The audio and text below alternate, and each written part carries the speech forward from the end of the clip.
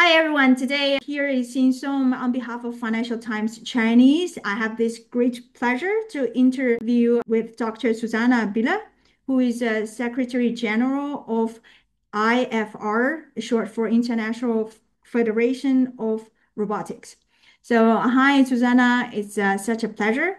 So let's start with our focus on robotics, which is a very behated topic, these years, especially in China. And first, we are all very interested and passionate about industry trends. So, what are the primary global trends in the robotic industry, do you think, in 2025? For example, you think we are having a focus on expanding application scenarios, or you think right now there are some emerging key innovation directions, such as VLA, such as training, or you think right now is like the era of AI training. So what's your opinion? We see a mix in here. So one trend certainly is the application of AI in robotics.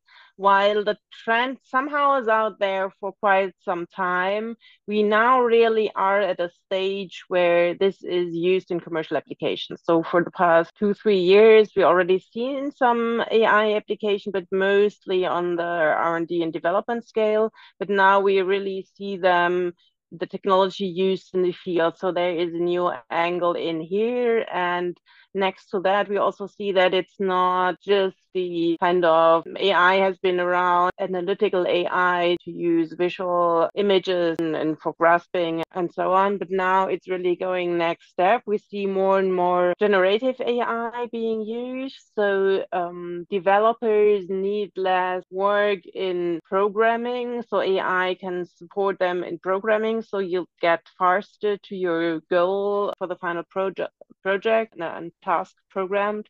So that is certainly one trend. The second trend certainly is the big topic of humanoids. I mean, we've just seen the World Robot Conference in Beijing with so many humanoid robots showcased on a global scale. If you also look more towards the commercial applications, we see that we're not yet as far as many people might think and believe and hope maybe, but rather look at single purpose applications. So it's kind of moving boxes from A to B in warehousing or so, where humanoids already have their first applications, but it's so that's the kind of the single purpose AI. Then we see that there are not more and more new applications and new industries coming up. So I think China is doing a really great job. So traditionally, the big customer industries are automotive and electronics industries, followed by metal industries. So that are the three global leaders. But it's important to bring robotics to more and more new industries that haven't used robots before. Construction is I think, an issue we see in many parts of the world where there's not enough workers available. So robotics is actually supporting us. That also brings us to the last trend, which is the main driver for deploying new robot applications is a lack of skilled workforce. So Mhm. this is driving all parts of the world, is driving new automation programs and processes. You mentioned actually the key driver is a lack of like shortage of skilled labor or pure labor, Mhm. especially. So you think this need is more urgent in developed markets such as US, Europe, Japan, South Korea, and also China a little bit, rather than the developing country where there's still a very rich pool and source of like labor, right? I think China is one of the good examples between the developing and the developed countries, and the need to automate production processes is quite urgent because the demographic shift will be quite pronounced in China. So you can see that here. But you will also see it in developing countries. Maybe the driver is less the lack of skilled workers, maybe also those that are skilled to work in these manufacturing processes. But of Mhm. course, another driver is the production quality. So we see that Mhm. in particular developing countries do benefit from automation, because they can raise the production quality, which makes them more successful in this global game and more competitive compared to other market players. Right. So for example, India has a big population, but there is a strong need for automation because they need skilled labor.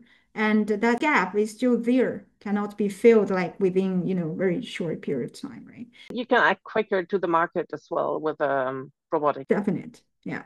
So the second question was, how do you compare the competitive advantages of the biggest three markets, China, Europe, and US, like in developing robots or in general in robotic industry? So how do you anticipate little bit like the overall market landscape in 10 years, horizon 2035? I think if we look at the robotics landscape already today, we see that there's two different angles we should look at. One is, where are most robots used and where are they used, how are they used, in which industries, and so on.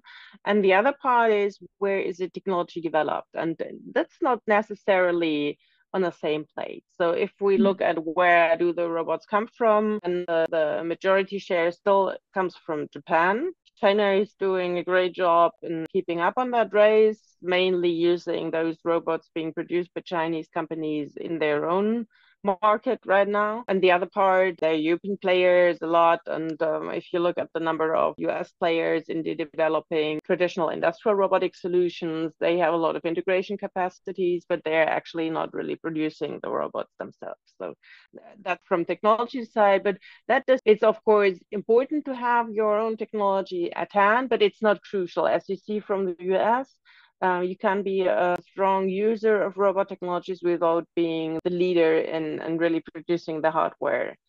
Software side is getting more and more important. So I think that the stake where the US is currently strong in developing AI technologies, developing software solutions.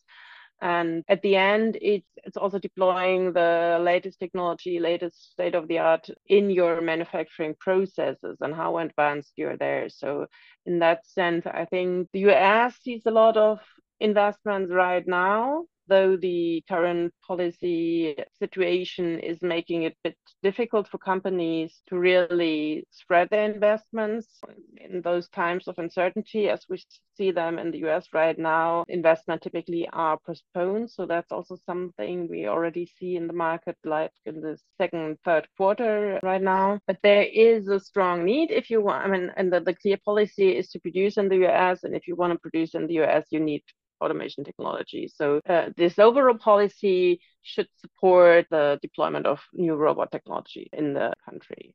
If we look at Europe, or in particular Germany, we have strong players developing technology, both on the hardware side, but also on the software side, making it easier for companies. So one angle is also to make it easier for small, medium-sized companies to make use of a robot solution, because that's the next step where we really have to look at how can we support the SMEs in using the technology. So that is where a lot of development is made in right now. Though the business climate and the economy is a bit weak in Germany right now, so that's a tricky situation for companies investing in new technology.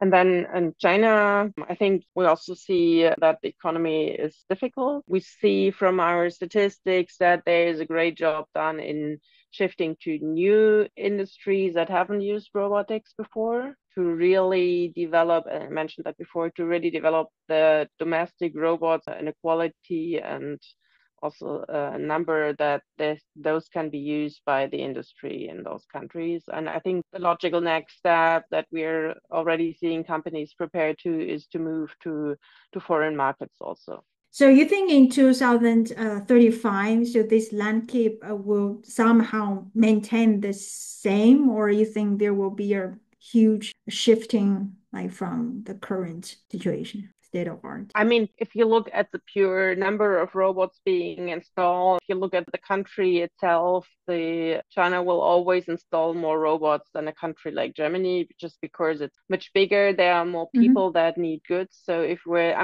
typically, we need to look at robotics as a production technology that support the population to get access to the goods and products they are needing. So that's what's happening. And manufacturing companies are using automation technology to produce those goods. So that's the part. So we will need robots in all parts of the world, also in 10 years from now. I think it's a question of will there be, and that's hard to really answer from a robotics point of view. That's rather a political decision or a question on where do manufacturing companies shift to. The big question always is, are those goods that are used by the population produced in the country where people live, or are they produced somewhere else and shipped overseas? And there are good reasons for both sides. And I think that's for me as a roboticist hard to answer how this might shift over the next 10 years, this trend. Right.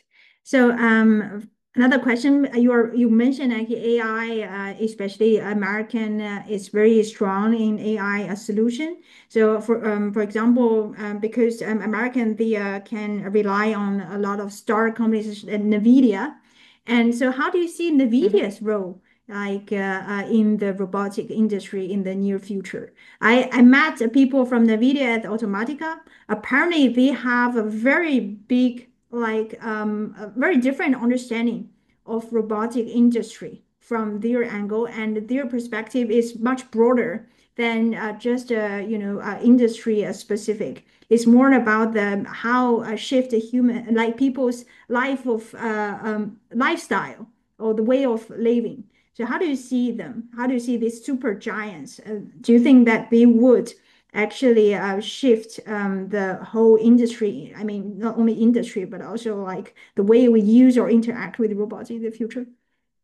I think you already mentioned that NVIDIA is very strongly looking at the development of humanoid robots. So right now they see a mass market there. I think for a company like NVIDIA, if you look at the industrial robot markets, we look at roughly 500,000 robots being newly installed every year. So I think if you're coming from the 3C, the consumer electronics industries, then this industrial robotics market seems quite small.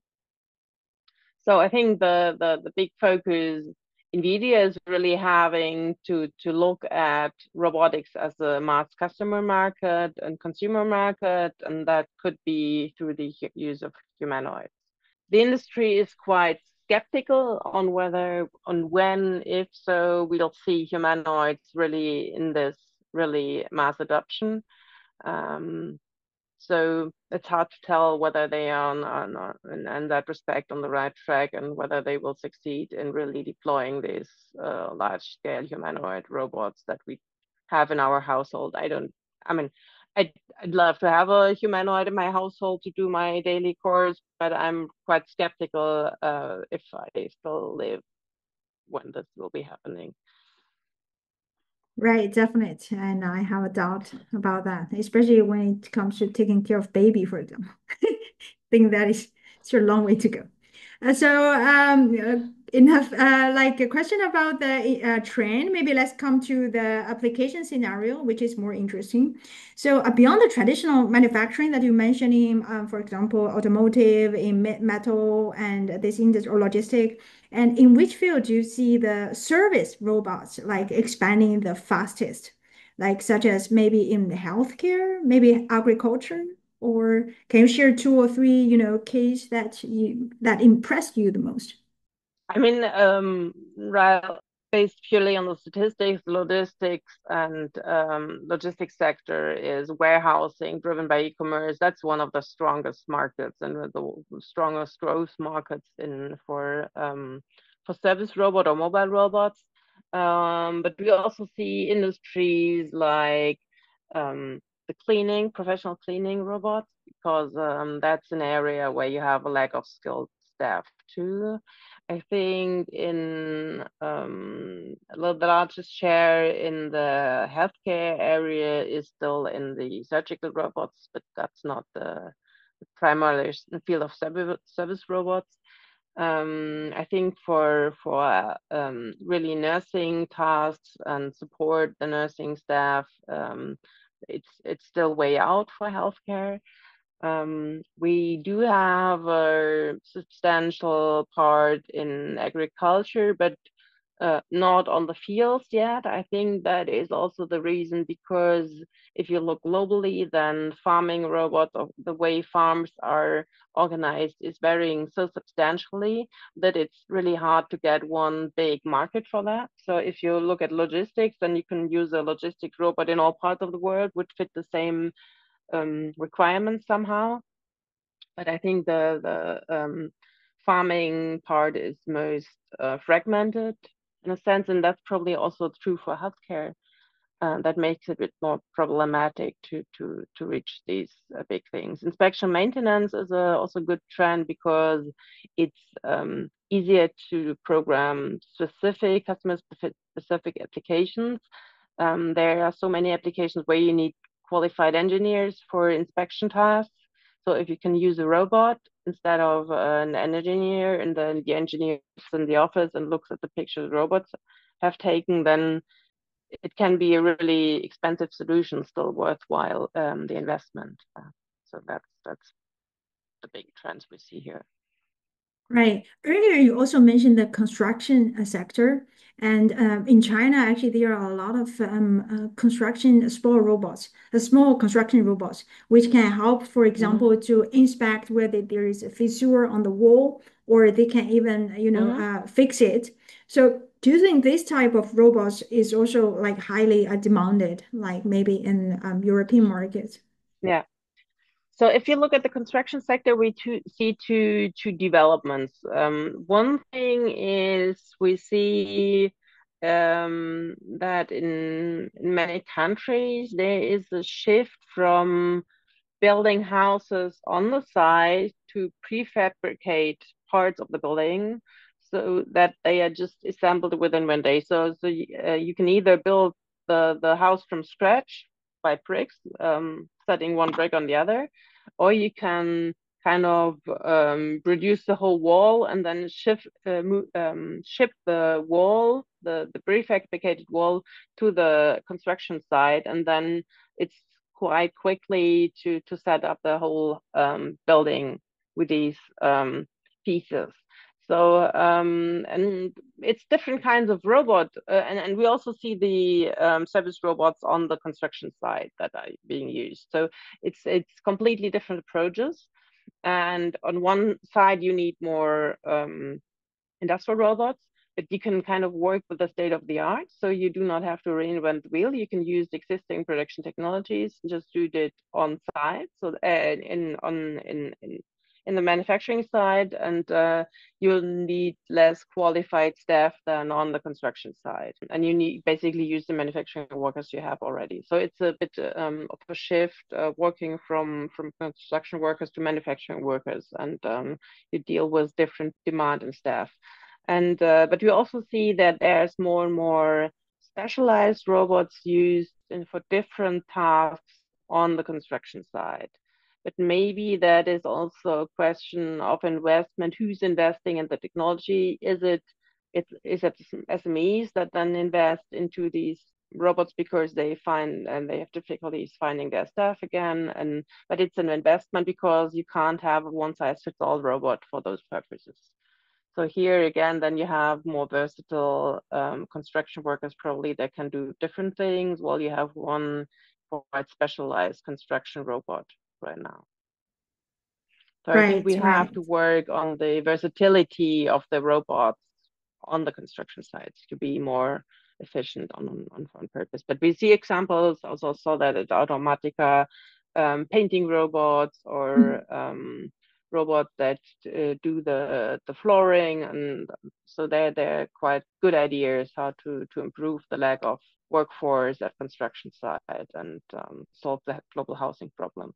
Definitely, I agree. And also one added small question. So for this type of robotic, which can use for both the 2B like a scenario and also 2C, because the consumer, for example, in Germany, they can also use this robot when they want to renovate, their house and do some very basic handyman work. But for this type of robots, maybe is to sell the direct sale is not a good business model. Maybe rental. Do you think rental would be a better business model, like fitting in a European market? I think we also already see that for the construction sites, for the also for the B2B sector, that robotics as a service becomes more important as a new business model. So yes, I think in particular that's not only true for the construction sector, but also for different parts in the service robotics sector, that the robotics as a service business model, where you just pay for the service and you kind of rent the robot for certain tasks and then pay for that task, that's getting more and more important. Earlier, you mentioned the healthcare, the requirement might be very, how to say, like diverse according to different markets, but still the demand is very clear and urgent.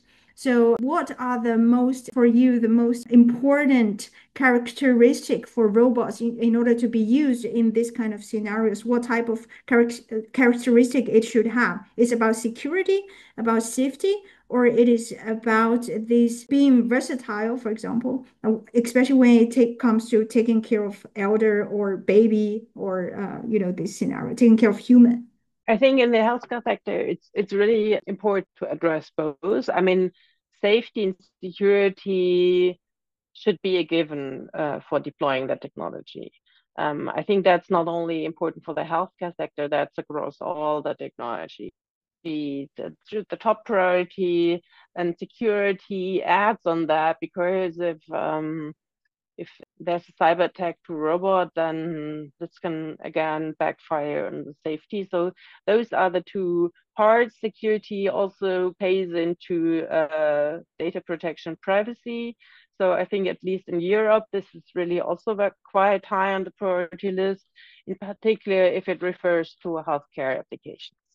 So these are the core elements, but then it's about to a certain extent, I think it has an ethical implication.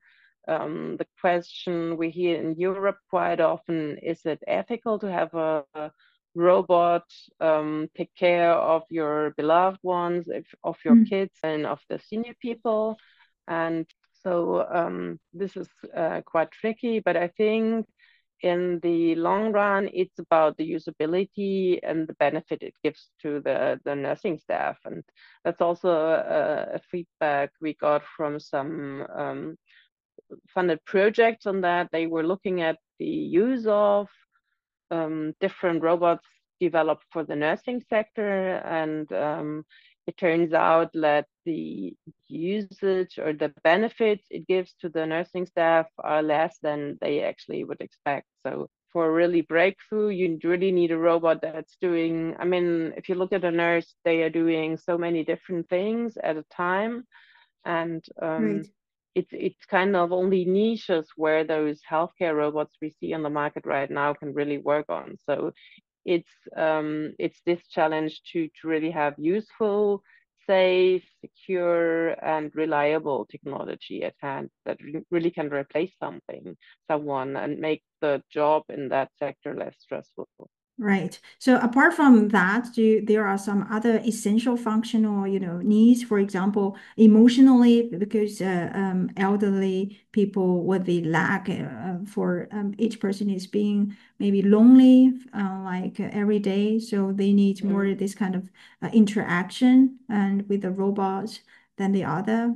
Well, I personally would not believe that we really should fill the void in emotional context with robots. I mean, in a sense, we discussed that over some years, that you have a kind of a telepresence robot that gets the connection between an elderly person living in their own home to their relatives or to the doctor through a kind of telepresence function on the robot.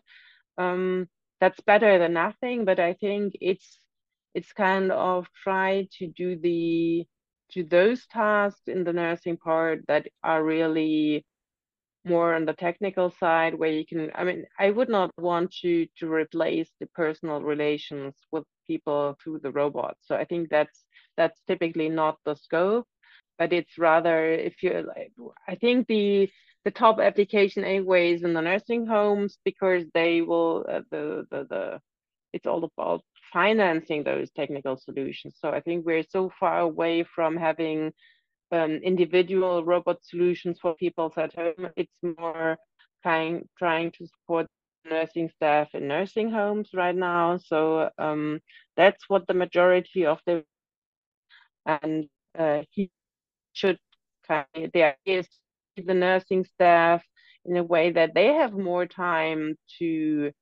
um, to really do the personal side of the care work to people, to people sit down and have a chat, and then all the administrative part that take up a lot of the time of the work of the nursing staff, right? If you could automate that and have the robots do that part, which is not beneficial to the, or not in the first instance beneficial to the patients and the elderlies, then I think that would be a gain we have through automation technology. Right. Okay. So there are two more questions. The first one would be, how do you see the future establishment of the global or regional standard for robotics? So there will be these double layers standards, for example, international, regional, and national, or you think it's going to be merged into one direction? They're going to be like a certificate or the global standard for everything in the future. Yeah. We certainly hope that we'll keep the global standards. I think in most part of the world, there is really the global standards, the ISO standards that are the key master standard for robotics, because that supports the robot manufacturers that develop and produce one robot that can really deploy it in all parts of the world. If we start to develop regional national standards, this only will support the fragmentation of the markets because you have developed one robot for this country and maybe adapt it to deploy it to different countries. So I think that in the long run, if we look at the robotics market as a global market, we should look at the global ISO standards as the ultimate goal. And if there is a need for national standards in the medium term, this should only be an intermediate. Right. So let's talk about the Chinese robotics integrating the world market. So how do you see actually this big flow of Chinese robotics going global? So what type of already challenges have you already observed in their going global processes compared with maybe foreign companies getting to China? Are there some similarities, or you think they are doing something very completely different in a different market? And do you have some advices when Chinese companies come into Europe, for example, how they could form better partnership with local consumer clients or other manufacturers or other stakeholders from the local ecosystem? I think in a sense, it's probably comparable between global companies addressing the Chinese market, as we've seen that for many, many years now, and now the Chinese companies addressing the global markets. I think the big push is in particular towards Europe, since the situation with the US is getting quite difficult. So the majority of the market in the Americas is addressed to the US market. So that's probably why the focus seems to be more in the European market. What we see here are different strategies. It's either buying European robot suppliers and trying to get the access to the market through that angle. We also see a lot of collaboration with system integrators. So some Asian or some Chinese companies also invest in European system integrators and get access to the market through that. I think in neither case, and also vice versa, it is important that to understand the local market, to understand the local cultures and how buying decisions are made, what are typical needs of the customers. So going through the system integrators in that sense really makes sense because you have also the domain knowledge. I think manufacturing company in China will work differently than one in Europe. So if you want to address them and address their issues and needs, then it's probably good to understand how their companies are run and how they typically address their problems. So I think that is also from when I was traveling to China, I think that is to understand the other side in order to get this market addressed. That's one of the most important parts, and I think it needs time. It needs also to understand what products do I have, where would they be best fit, and I think it's also not always a competition, but also could be opening up new markets because you have products that might be at different price angles where you can say this is attractive for industries that have not really looked at traditional automation solutions so far because they were too expensive for them. So the return on invest can be quicker, and that could be interesting for new market players as well. Right.